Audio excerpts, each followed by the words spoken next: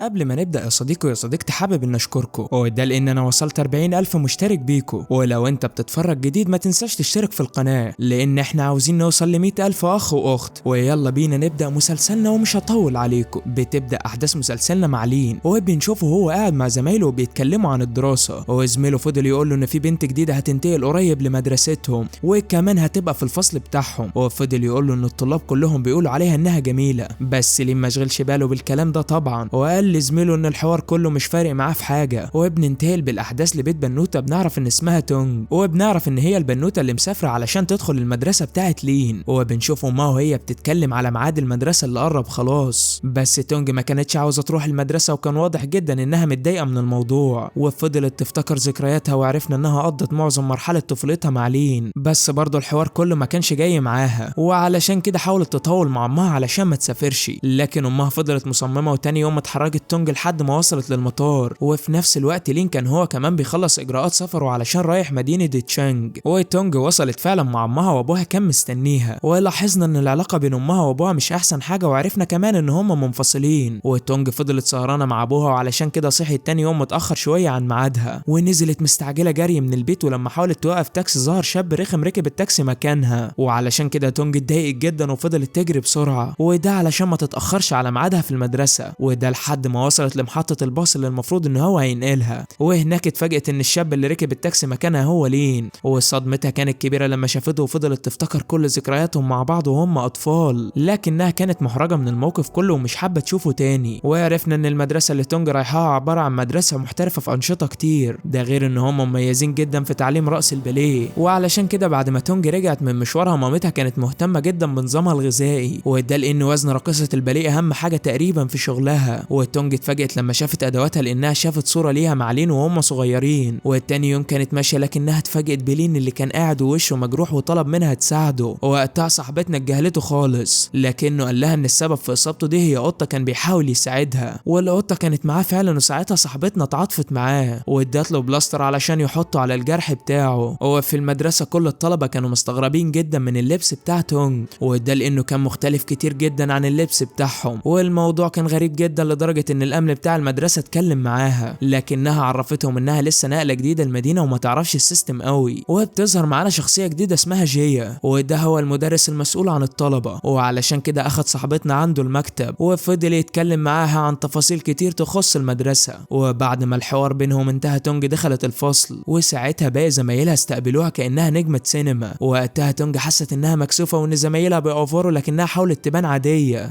واكتر حاجه كانت مريحه بالنسبه لها هي ان لين مش موجود في الفصل، وكل الطلبه كانوا عاوزين تونج تقعد جنبهم، لحد ما جيا بلغها انها تقعد جنب زميلتها تاو اللي بقت فرحانه جدا بكده.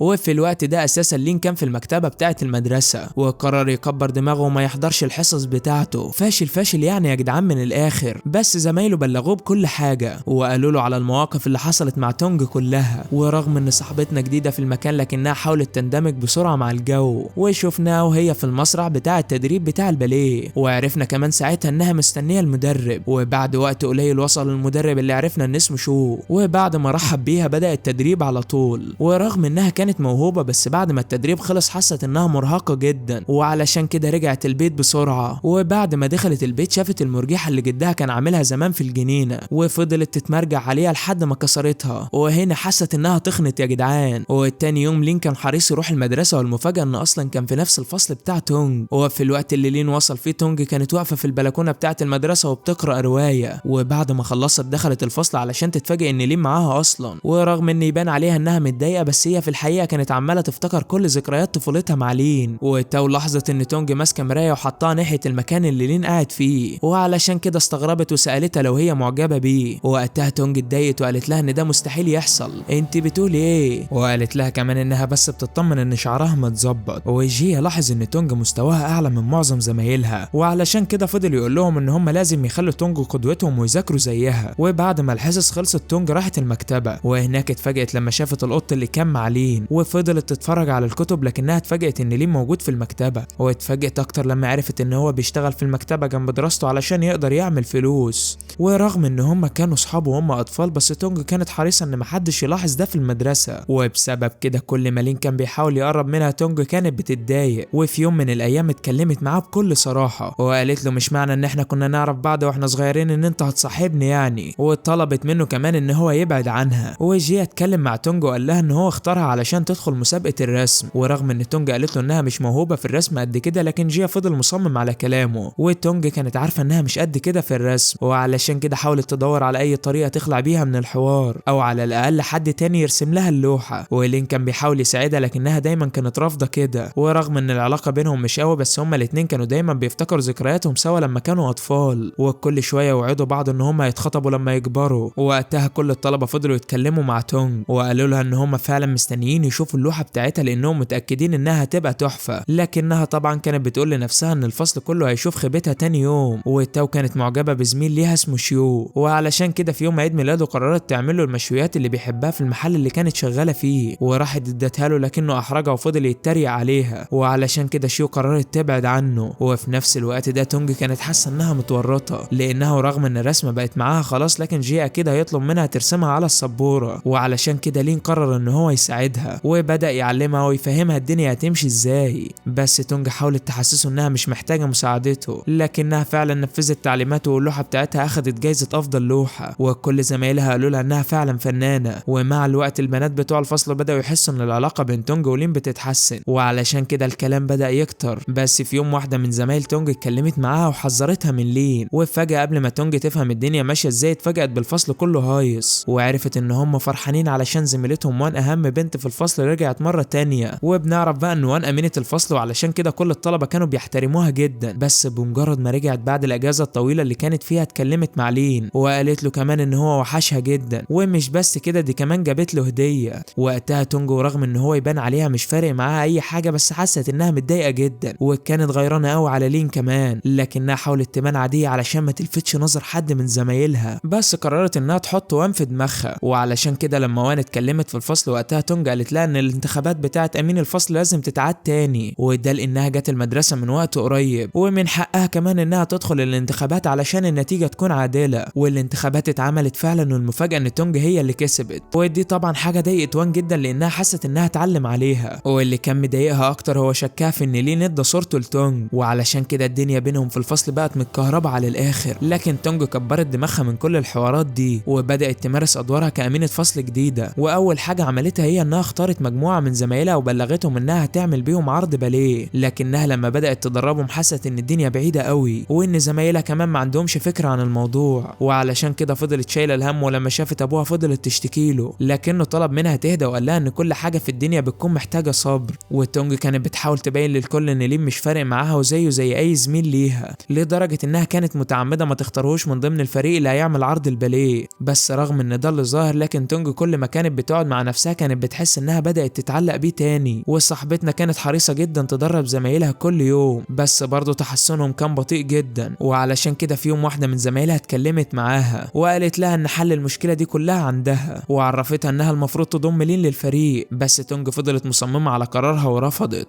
ومع الوقت المجموعة بتاعتها مستواهم متحسن نسبيا، لكنه برضه لسه مش احسن حاجة. ورغم ان ميعاد المسابقة خلاص قرب، لين بينه وبين نفسه كان بيفضل يتمرن. هو كان حاسس ان صاحبتنا مش هتفضل منشفة دماغها كده كتير، بس لين فضل زي ما هو مكمل تمرين ومشغلش باله باللي هي بتعمله. وفعلا كلامه طلع صح في الاخر. بعد وقت قليل تونج جابت اخرها من زمايلها وقررت تروح تتكلم مع لين وقالت له انها عاوزاه يساعدها. ووقتها لين فاجئها ان هو جاهز اساسا وكمان متدرب على كل تفصيلة تخص الرأس اللي هي عاوزاها تقدمها في المسابقة. وطبعا صاحبتنا اتفاجئت جدا بالكلام ده، واتفقوا ساعتها ان هم يتقابلوا هما الاتنين في مكان علشان يبداوا يتدربوا على الرأس سوا. واتقابلوا كمان فعلا، ورغم ان اللي تونج كانت بتحاول تبينه، لكن الدنيا بينهم في الوقت ده كانت رومانسية على الاخر. وتونج فضلت تفتكر كل ذكرياتهم وهم صغيرين. وبعد ما خلصوا تدريب على الرأس تونج رجعت مع لين للبيت بتاعه، وهناك طلبت منه ان هو يرسمها. وساعتها لين حدد لها وضعية معينة تقعد فيها وبدأ يرسمها فعلا. وبعد ما بدأ شغل بوقت قليل تونج نامت، وساعتها لين رفض يوقف رسم ورسمها وهي نايمة. بس صاحبتنا قلقت وهي نايمة واتفاجئت ان لين واقف قريب منها جدا، وساعتها حست انها اتكسفت وعلشان كده مشيت من عنده بسرعة. وبعد ما مشيت شفنا لين وهو شغال على الرسمه اللي عملها لتونج، وده علشان كان بيحولها الرسمه جامده جدا تنفع لافلام كرتون. واتفاجئنا وقتها ان لين هو نفسه تشينجو النجم المفضل بتاع تونج في رسم الشغل بتاع افلام الكرتون، لكنه كان بيستخدم اسم حركي وعلشان كده ما كانتش عارفاه. وفي نفس الوقت اللي لين كان بيعمل كده تونج كانت عماله تفتكر كل ذكرياتها معاه لما كانوا اطفال. وتقريبا كده عزيزي المشاهد احنا نقضي المسلسل ده كله ذكرياته خلاص. وكانت بتفتكر خصوصا وقت الخلافات الجامده اللي كانت بين ابوها وامها، وده لان لينو رغم انه كان طفل لكنه كان بيحب يطمنها دايما. ومن جانب اخر بقى وان كانت حاسه ان السجاده بتتسحب من تحت رجليها، وده لانها ما بقتش مهمه عند معظم الطلبه زي الاول. ودي طبعا حاجه كانت مضايقاها جدا، خصوصا بقى انها كانت معجبه من زمان بلين. وطبعا تونج بمجرد ما ظهرت لين بقى معاها معظم الوقت، وخلاص وان راحت عليها يا صديقي. واللي زود كمان الضغط على وان ان علاقتها بابوها ما كانتش احسن حاجه، وكان دايما ابوها ضاغط عليها. والايام بتعدي وتونج كانت بتدرب زمايلها اللي مستواهم متحسن بدرجه كبيره جدا. ولما جه يوم العرض كل حاجه كانت تمام، بس تونج لما بدات تجهز زمايلها علشان يعملوا الفقره بتاعتهم كانت فيهم مفاجاه مش لطيفه مستنياها. وده لانها فضلت تدور كتير على الزي اللي المفروض ان هم هيبداوا بيه الرقصه، وما كانتش لاقيه الزي خالص. وحتى لما طلبت من زمايلها يدوروا عليه قلبوا المدرسه كلها، بس ما قدروش يوصلوا لاي حاجه في الوقت اللي خلاص ميعاد فقرتهم كان جه. فلين مسك الفرشه والالوان ورسم لكل واحد من الفرقه رسمه حلوه على الجاكيت بتاعه، وخلاهم كلهم قلعوا الجواكت ولفوها حوالين وسطهم وادوا الرقصه بالقمصان بتاعه المدرسه. والحلو بقى في الموضوع ان الرقصه طلعت فعلا في منتهى الجمال، وعجبت لجنه التحكيم جدا كمان. بس وان اتكلفت بانها توزع الجوائز على زمايلها، ولما جه الدور على تونج وان حاولت تضايقها، وكمان قالت لها ان الجائزه المفروض تبقى للفصل كله لان الكل ساعدها. بس انت فاكر ان صاحبتنا هتسكت يا صديقي؟ تونج كسفت جبهتها وقالت لها ان دي حاجه ما تخصهاش. وبعد ما زمايلها احتفلوا بيها تونج كانت مبسوطه جدا، وعلشان كده راحت لابوها في مكان شغله وجابت له كيكه علشان ياكلوها سوا. وفضلوا يتكلموا مع بعض كتير، ولاحظنا من كلامهم قد ايه علاقه تونج مع امها مش احسن حاجه، وده لان امها متحكمه جدا في حياتها وبتفضل تفرض عليها رايها، وعمرها تقريبا ما سابتها تعمل اي حاجه براحتها. ووقتها ابوها قال لها ان ده السبب الرئيسي اللي خلى حياته مع امها ما كانتش مستقره، وفضل يشجعها تكمل مشوارها وتعمل اللي هي عاوزاه. ومن جانب اخر بقى لين قرر يقعد مع تونج وابوها شويه، وفضلوا يتكلموا مع بعض ويفتكروا ذكرياتهم القديمه. وعرفنا ان ابو تونج مغرم جدا بالكتابه، وعلشان كده لما شاف صحابنا الاتنين قاعدين قاعده رومانسيه مع بعض قام بسرعه علشان يكتب وصف المشهد ده. وتونج كانت متعوده كل يوم تقريبا تفتح الويب سايت بتاع تشينجو، وده علشان تتابع الحاجات الجديده اللي بينزلها. وفي نفس اليوم لما كانت سهرانه فيه مع لين فتحت الويب سايت زي عادتها، بس المره دي كانت مستنياها مفاجاه مختلفه جدا، وده لانها اتفاجئت بالنسخه الكرتون لصورتها اللي لين كان رسمها لها وهي نايمه. وطبعا وقتها اتفاجئت